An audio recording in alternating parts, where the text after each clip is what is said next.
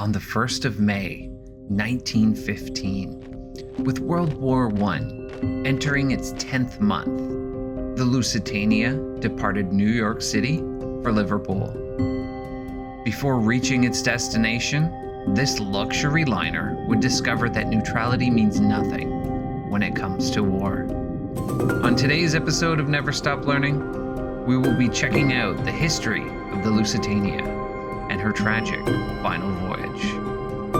Construction of this British ocean liner, which was owned by the Cunard Shipping Line, began in 1904. Upon completion, 3 years later, this massive vessel set sail on its maiden voyage across the highly lucrative transatlantic passage. When she departed Liverpool for the first time, it is estimated that 100,000 spectators gathered at various points along the Mersey River to watch her go. It was said that if you wanted to go fast across the Atlantic Ocean, the Lusitania was the way to go. At an average speed of 24 knots, the ship helped travelers reach their destination a full day faster than Cunard's competitors.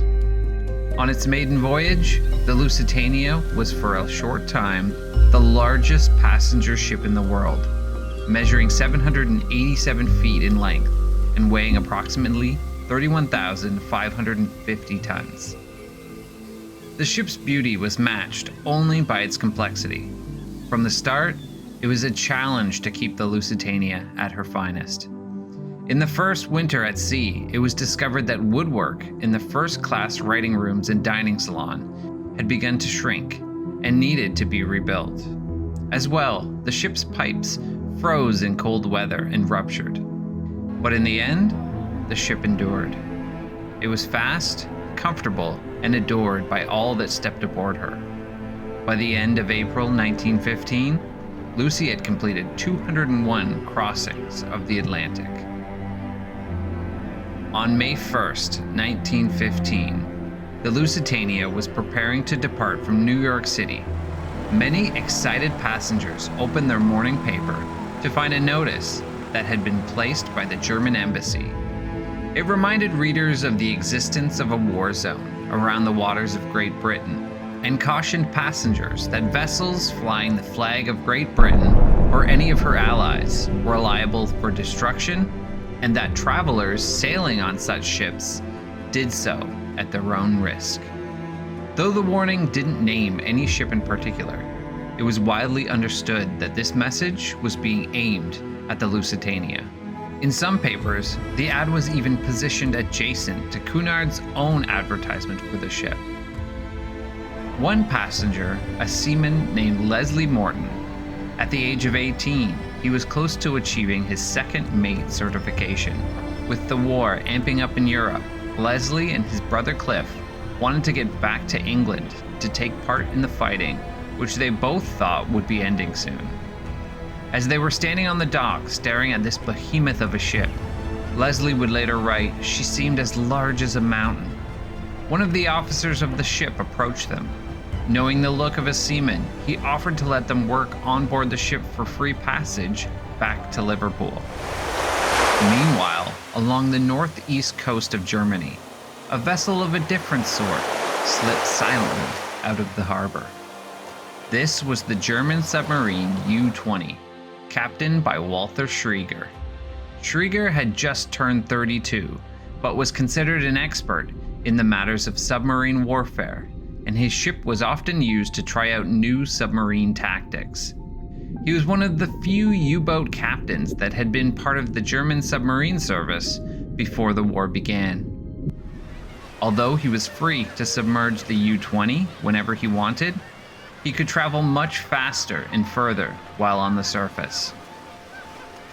Once out of radio contact, the U-20 and crew would be on their own, and Captain Schreger would have absolute authority on how he conducted his patrols. His ship was also one of only 25 able to travel long distances. On this patrol, Schreger had orders to move into position between England and Ireland and hunt down transport vessels to hinder England's chance of invading Germany.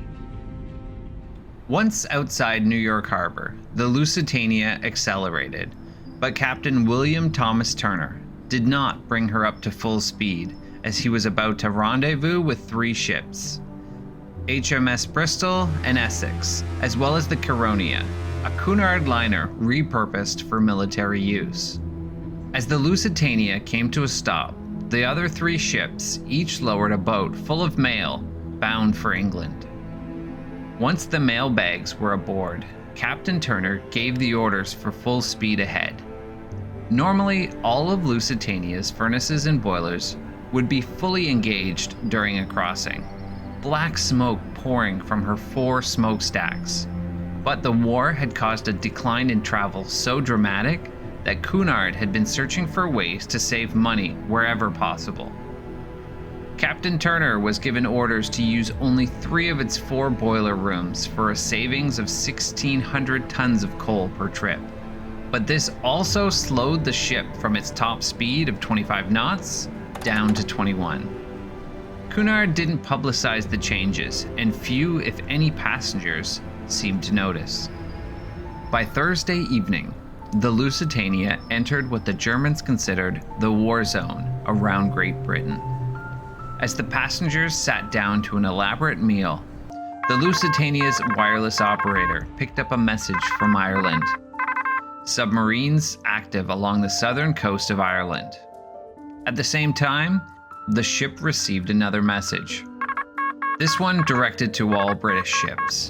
It stated that all vessels must stay within 2 miles of England's southern coast, but ships en route to Liverpool stay in mid-channel. Coming in together, these 2 messages were ominous and confusing. One thing was certain though, the Lusitania was now cruising through sub-infested waters, where it would spend the rest of its voyage to Liverpool. Friday, May 7th, 1915, the final day of the Lusitania. Early risers found comfortable spots on deck to watch the sun rise at 5:30. As they watched the sky slowly warm from cobalt to tangerine, they caught sight of the HMS Partridge, a high-speed British destroyer with 3 funnels. This sight was comforting to all who saw it, as it gave the feeling of safety and protection to those on board the Lusitania. Unfortunately, the Partridge had no such orders to escort the cruise ship and continued on its own course. Soon, a thick patch of fog rolled in, and Captain Turner was forced to slow the ship to 15 knots and continue course. By 11:30 a.m., the fog was beginning to clear, and another message was received on the wireless. It stated submarines active on southern part of Irish Channel. The sender added, "Make sure the Lusitania gets this." This was dead ahead on Lucy's course. The fog had cleared by now, and if a submarine were stationed in the center of the channel, the smoke from Lucy's 3 working funnels would be visible 20 miles in any direction, giving any sub an excellent chance in spotting the ship. Turner brought his ship up to 18 knots. He also ordered maximum pressure in the boilers in the event that an emergency speed boost was necessary. Ahead of the Lusitania, U-20 caught sight of its next target. Schwieger had the sub traveling at full speed below the water in hopes that he would get lucky enough to move into position in time. Just then, the Lusitania changed course and was now headed directly towards U-20. She could not have steered a more perfect course if she had deliberately tried to give us a dead shot, Schwieger later wrote in his logs. With the Lusitania on its new course, U-20 set up a position to give it the perfect shot. Within the sub, tensions mounted. All the ship had to do was make another turn and the chase would be over. The big ship continued its course, moving straight into U-20's sights.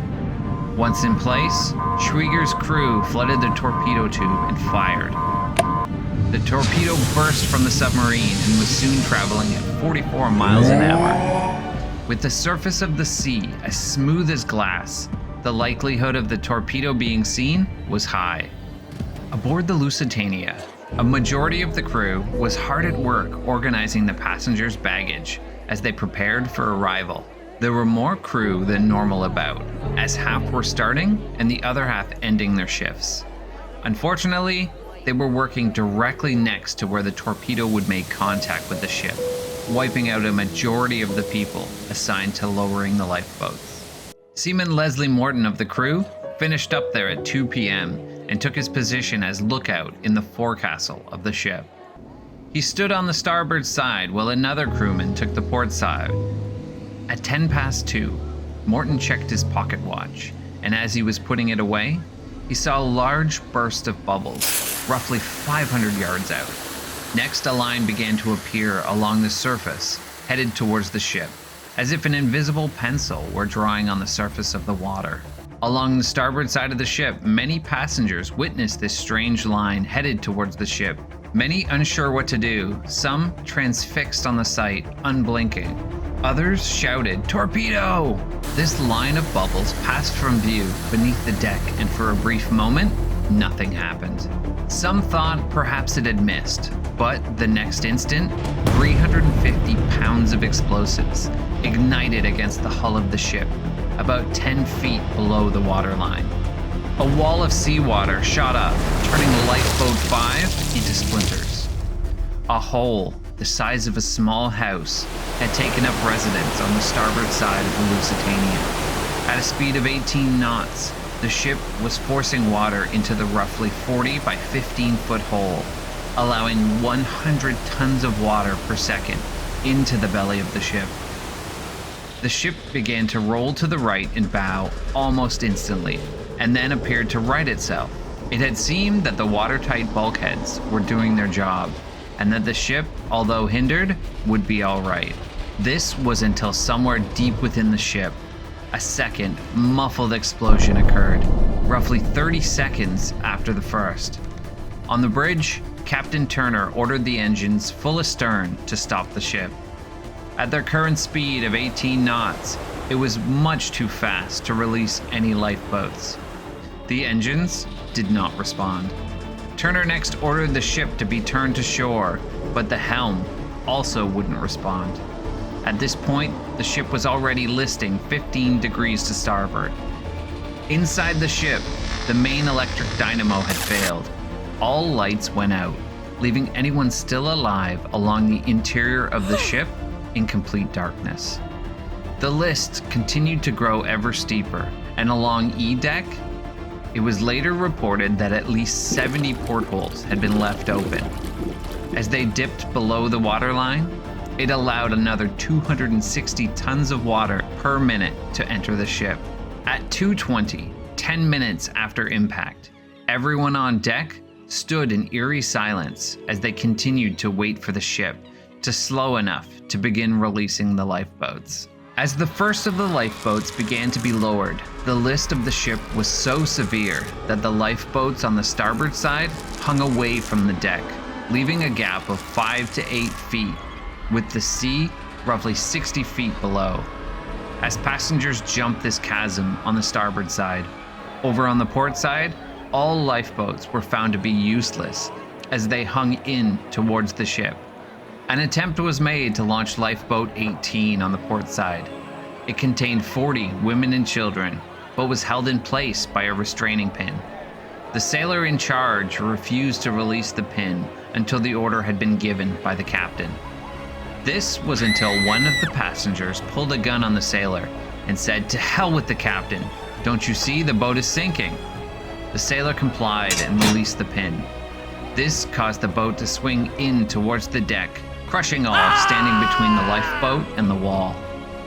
Back on the bridge, Captain Turner realized now that the ship would sink, so he put on his life vest and resumed his station on the bridge. He ordered the wireless operator to use auxiliary power to send out an SOS on repeat. By now, the ship was listing at 25 degrees. Turner ordered his crew to the lifeboats, but stayed on the bridge of the ship. On deck, Seaman Leslie Morton was hard at work launching the lifeboats. By now, the ship had slowed to roughly 4 or 5 knots, making it safe enough to release the lifeboats into the sea. As he worked, he witnessed a group of less experienced men attempting to release the lifeboat next to the one he was working on, but they lost control, dropping their boat full of passengers 30 feet onto his lifeboat, crushing all aboard it. Later, he would recount that there was no time to stop in horror or sympathy. He moved on and found his brother attempting to release another lifeboat. The passengers aboard it refused to let go of the Lusitania, and as it slipped below the surface, part of the ship hooked on the life raft, dragging it below the waterline. Both Leslie and his brother realized that the time for heroics was over and gave each other a final wave and jumped from the deck into the water. When Leslie surfaced, he looked around for his brother, but through the turmoil of bodies and debris, he couldn't see him anywhere. Not wanting to get dragged down with the ship, he swam as hard as he could to get away from the chaos. In the end, only 6 of the Lusitania's 22 lifeboats got away before the ship sank below the sea. Countless hands sprouted out of the water looking for help, but soon there was nothing.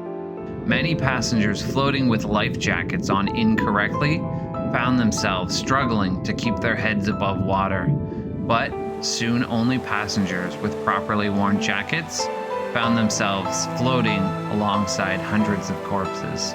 Survivors floated in the water for 3 hours, waiting for rescue, but eventually, an armada of torpedo boats and small fishing vessels began to scoop up survivors. Of the Lusitania's 1,959 passengers and crew, only 764 survived. The death toll from this U-boat attack was a total of 1,195 souls.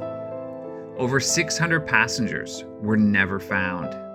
This attack ignited the United States, who had been neutral in the war until this point, and it started a chain of events that brought America into the war 2 years later.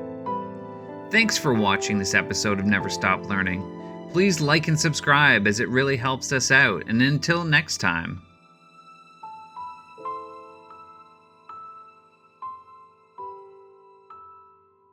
Brother.